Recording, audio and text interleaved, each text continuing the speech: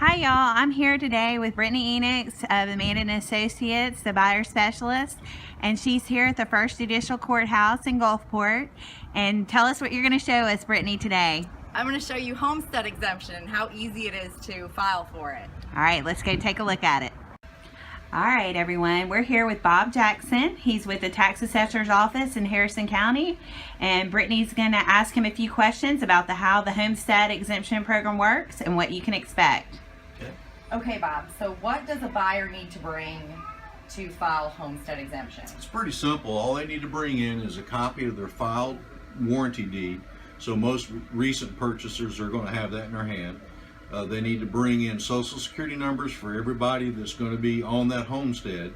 Husband, wife, if it's a son and daughter, they need to have those social security numbers.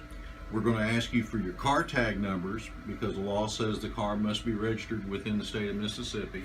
So we need your car tag numbers, current car tag numbers. And we'll also ask you what your purchase price was and the down payment so we can try and get our sales file up to date.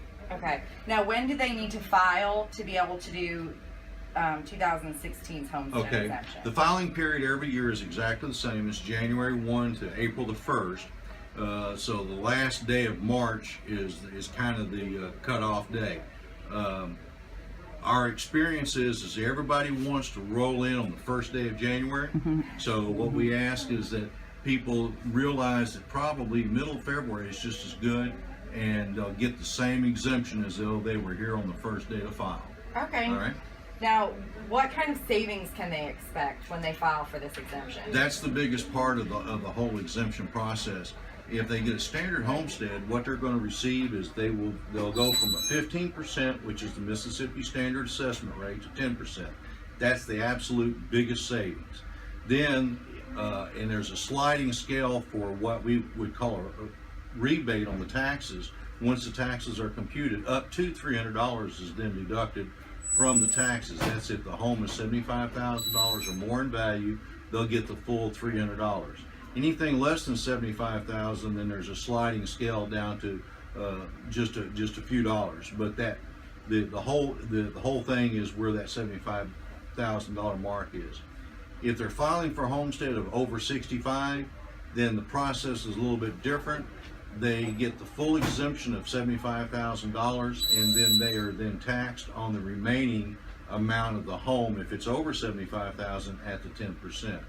If they are currently, and this is new this year, current law is if they are a service-connected disabled veteran and they have their letter from the VA saying that, then they are 100% exempt from paying ad valorem taxes on their real estate this year.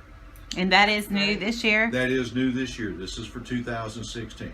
Okay, great. Well, thanks, Bob. Okay. This is the form that you will have to bring when you do try to file your homestead.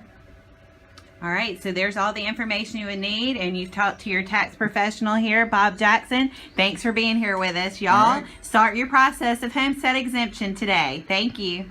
I'm Brittany Enix, and that was your Tips for Tuesday. Thank you, Brittany.